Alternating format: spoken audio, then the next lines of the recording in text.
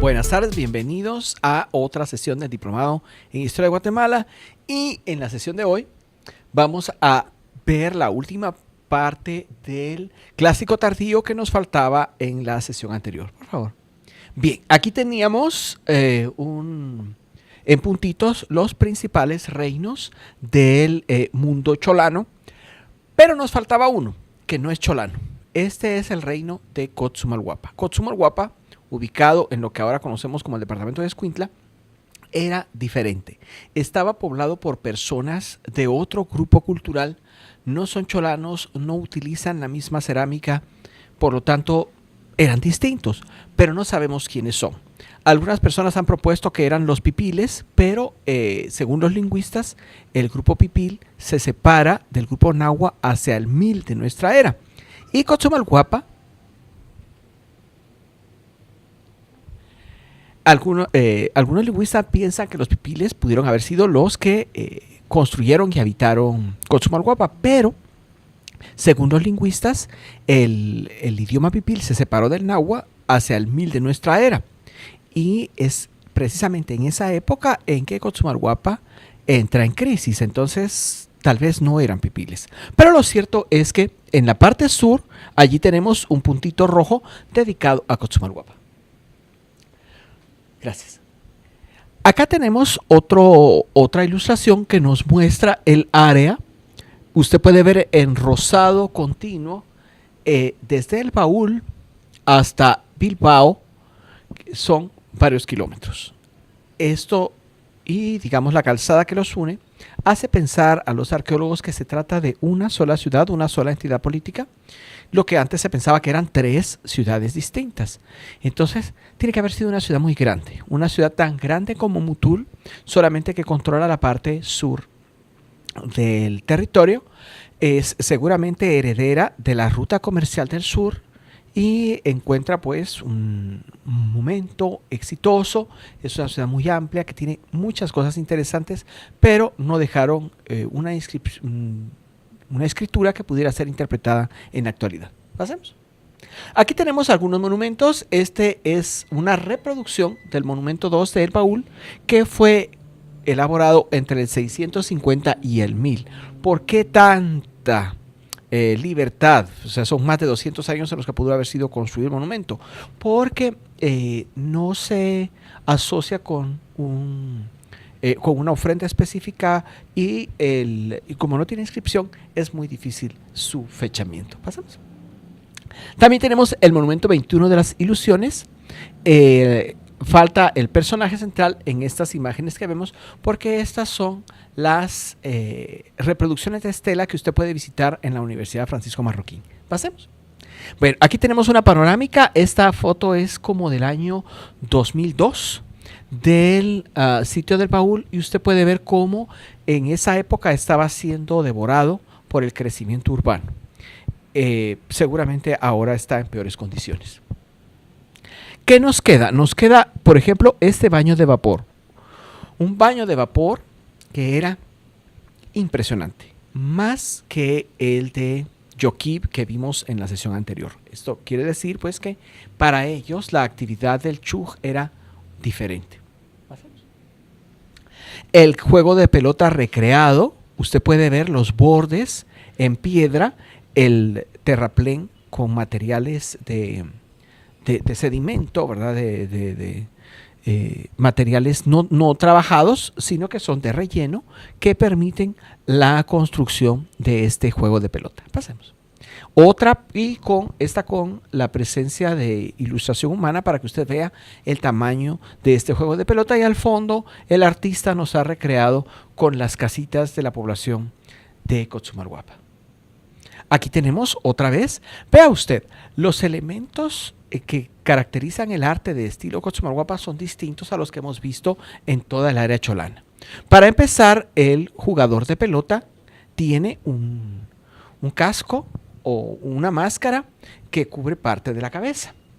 El que ha sido derrotado o que está sosteniendo la pelota tiene una se está tratando de representar el movimiento humano, pero lo hace de una manera distinta a como lo hubieran hecho los mayas. El otro monumento sí tiene una inscripción clífica y podría tener algún tipo de vinculación precisamente con las tierras de la región cholana. Pasemos. La estela 3 y 4, pasemos. Y este monumento famoso que todavía ha sido utilizado con fines rituales y que digamos, es parte de este estilo artístico distinto. El siguiente monumento que representa a un jaguar ha sido convertido en el símbolo de Santa Lucía Cochumalguapa. Y continuamos, ¿verdad? Un monumento que representa dos figuras, dos seres humanos que emergen de una aparente cueva, probablemente nos hace alusión al inframundo como lo conciben los constructores de Cochumalguapa. Y a la par podemos ver dos personajes y el símbolo de la estera, del símbolo del petate, que sin lugar a dudas alude a que uno o los dos son gobernantes. Otra vez, otra representación con dos personajes que sin duda son de la élite. Uno tiene marcadas a las costillas o probablemente tatuaje, ¿verdad? O algún otro tipo de elemento incorporado en su piel. Casi para terminar, otro monumento con los ojos circulares que nos recuerdan un poquitito la influencia del clásico temprano de lo que habitualmente se asocia con Teotihuacán, pero que hemos visto que es pan-mesoamericano. Está presente en toda Mesoamérica. Y por último, pues un rostro de seguramente un gobernante que está con un tocado bastante elaborado. Ya para terminar, este otro personaje que sin duda los circulitos hacen alusión a algún tipo de narración histórica.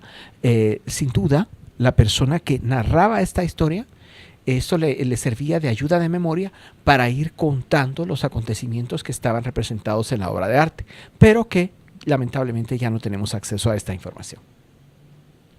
Y este marcador de juego de pelota que se encuentra en Bilbao.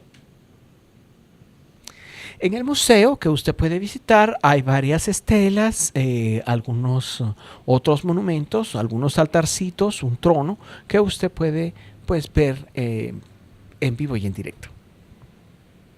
Bueno, lo que le comentaba, los pipiles se separaron del grupo Nahua alrededor del 1000 de nuestra era y es probable que hubiese ocurrido una migración.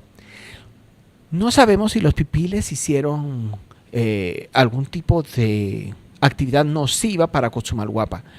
De hecho, no se ha trabajado lo suficiente como para saber qué ocurrió efectivamente para el año 1000 de nuestra era, pero es una sociedad que entró en declive. A diferencia de lo que sabemos ya sobre los cholanos, que la guerra obligó al abandono de los reinos, en Cochumalguapa eso no está claro. Algunas teorías que hablan de que la irrigación o la lluvia fueron insuficientes y se produjeron hambrunas, que tampoco está comprobado, no hay evidencia real de esto. Es poco probable en Cochumalguapa, donde llueve siempre. Entonces, no sabemos qué pasó. Probablemente fue una invasión o quién sabe, ¿verdad? Lo interesante de esto es que es una ciudad gigante, es una ciudad impresionante, con puentes con bases de piedra, con una calzada muy extensa, pero que no nos dejó documentación escrita. Bien, trasladémonos imaginariamente al norte, al área de Petén, y vemos que entre el 810 y el 830 de nuestra era, Tamarindito deja de tener población y Arroyo de Piedra fue abandonada rápida y totalmente. Las personas dejaron todo, dejaron las ollas de comida, dejaron sus utensilios de trabajo, lo dejaron todo. La interpretación que se hace de este hallazgo es que las personas estaban huyendo. Las personas salieron de estas ciudades atemorizadas por la violencia a los que los estaba sometiendo la élite. Los reyes estaban enfrascados en guerras destructivas y estas personas prefieren dejarlo todo tirado con tal de sobrevivir. Y vemos que por los restos que se encontraron no hay evidencia de desnutrición. Las personas no estaban aguantando hambre. Las personas están huyendo de la violencia que han ocasionado las élites. Entonces, así se inicia el colapso en la región del río La Pasión. La gente abandona el lugar. Todavía un grupo procedente probablemente de Ucanal se establece en Ceibal y tratan de recuperar la posición económica que tenía la ciudad, pero la situación ya es muy mala. Los comerciantes han dejado de pasar por ahí y entonces este proyecto fracasa. Vemos que para el año 889 Hasau Chankawil II aparece en una inscripción en lo que ahora llamamos Huachactún, y en el 909 Actoc de Uxtetún es el último gobernante que ordena una inscripción. Para esta época, para el 880, en esta época, las grandes ciudades han estado perdiendo población. La gente ha emigrado. Aquí tenemos donde empieza el problema, en el río La Pasión, en el río Usumacinta, y pasemos. Esta gente emigra al centro de la península de Yucatán, y esto afecta a toda la región de lo que ahora llamamos Petén. ¿Cómo la afecta? Si usted se acuerda, la razón de ser de todos esos reinos es el comercio. Pero como la violencia ha afectado el río La Pasión y el río Usumacinta y la gente ha huido, ya no hay por dónde pasar. Es decir, la gente sí puede pasar por los restos de antiguas ciudades, pero ciudades abandonadas, y los comerciantes necesitan alimentar a sus trabajadores. Y la idea del comercio es pasar, comprar y vender. Pero si ya no hay población ahí porque la gente ha huido, esa área deja de ser atractiva. Entonces, aparentemente, lo que ocurre es que las grandes ciudades del centro de Petén dejan de ser núcleos económicos importantes, los mercados dejan de ser atractivos para los comerciantes y, muy sencillo, los comerciantes que buscan seguridad, una seguridad que ya no encontraba en el río La Pasión, el río Usumacinta, lo que deciden es bordear, como aparece en la línea amarilla, toda la península de Yucatán. De manera que el área de Petén deja de ser un área atractiva para el comercio y pierde continuamente población. Esa es la razón por la cual esas grandes ciudades que habían sido tan prósperas, tan atractivas, tan hermosas, fueron abandonadas. Pasemos. En el posclásico tenemos allí dos marquitas en rojo en la parte de la península de Yucatán. Vamos a hablar en un momento de ellos. Y en el posclásico, el área poblada en Petén se concentra en pocos lugares. Uno de ellos es Tayasal y el otro es Topoxté. Pasemos. Entonces así empieza el posclásico temprano, que va del 900 al 1200. ¿Qué está pasando en el resto del mundo? En Perú está la cultura Huari y la cultura Tiwanaku, no solo Perú, sino parte de Bolivia, y aquí lo podemos encontrar. Vea usted el tipo de construcciones que elaboran las personas de la cultura Huari.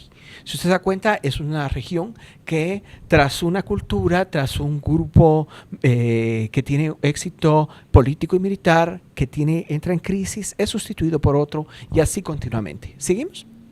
Y en Tiwanaku, la famosa ciudad que puede ver usted en el lago Titicaca, que desarrolla unos logros artísticos, arquitectónicos muy hermosos, muy impresionantes, y esta es la época de su apogeo. Entonces, mientras que Petén está quedando sin población, otras áreas de América pues están en una situación diferente. Pasemos. ¿Qué pasa en Norteamérica? Entre el 900 y el 1200 se desarrolla una cultura en el área de Mississippi conocida como los montículos. Y acá está Cahokia, que es el centro urbano más importante de la cultura de los constructores de montículos del Mississippi. Hay teorías que sugieren que por las características de las bases piramidales que ellos construyeron, que es probable que personas procedentes del área de Mesoamérica hayan emigrado hasta allá y llevaron pues algunas ideas, tecnología y lo que fuera. No lo sabemos. ¿Por qué? Porque estos señores tampoco dejaron evidencia escrita. Pero lo que sí sabemos es que en el norte de América hay una ciudad importante, Cahokia. Vea usted, en la parte de la izquierda se encontró asociado a una base piramidal un entierro con varias personas. Son varias mujeres, lo que representa el artista es el momento en que están sepultando a estas mujeres. Y en el dibujo de al lado, usted puede ver el aspecto que debió tener Cahokia. Vea usted cómo aprovechan lagunas naturales, ¿verdad? Laguneta, el paso de un río, y lo que se ven allí son las casitas de Cahokia, una cultura que muy interesante, ¿verdad? Se dedicaba a la producción de maíz. Se dedicaba a la producción de maíz. Y entonces, por eso es que dicen, pero eso se parece demasiado a Mesoamérica, ¿verdad? No lo sabemos. Habrá que trabajar sobre esto. Pasamos. En la misma época, entre el 700 y el 1300, en el área desértica del occidente de los Estados Unidos y parte de México, se desarrollan los pueblos Hopi y Zuni, que para los estadounidenses son los indios pueblo. ¿Por qué indios pueblo? Porque ellos vivían en pueblos. Y tenemos aquí parte de un ejemplo de su cerámica y de petroglifos. Pasemos.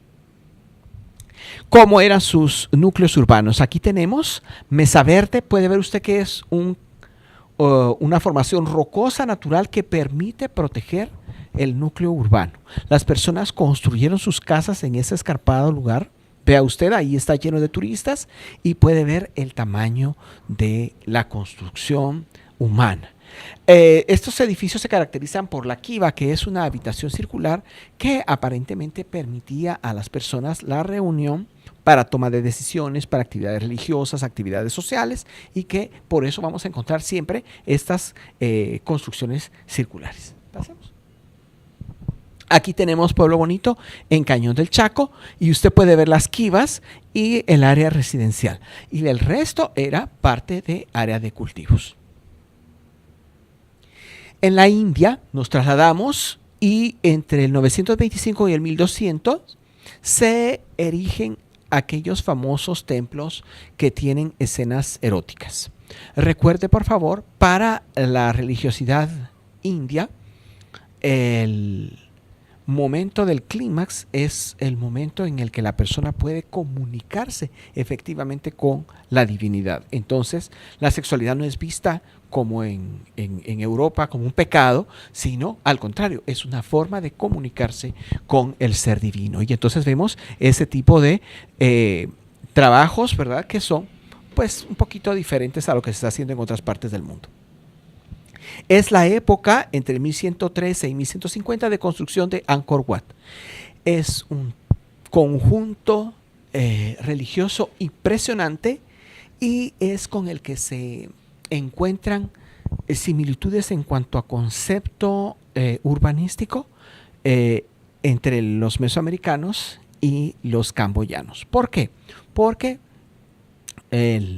este conjunto tiene más o menos una historia parecida a las ciudades mayas, ¿verdad? Las ciudades cholanas que fueron abandonadas posteriormente y por motivos políticos. Pasemos. Surge el imperio de Malí en África. Ahí puede ver usted en el mapita la región occidental de África y la extensión que ocupó el imperio de Malí.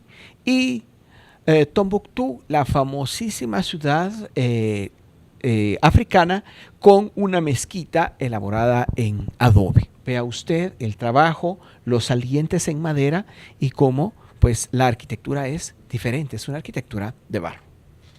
Gracias. En el Amazonas, alrededor del 1400, surgen numerosos centros urbanos. Lamentablemente la llegada de los europeos enfermó a la población con infecciones para los que no tenían defensa a sus cuerpos y murieron millones de personas.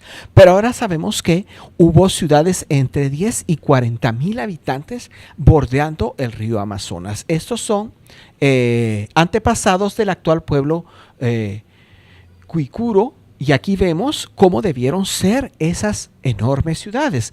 El material es perecedero. Pueden ver ustedes cómo usan la madera y la palma para el techado. Pasemos. Este pueblo todavía existe.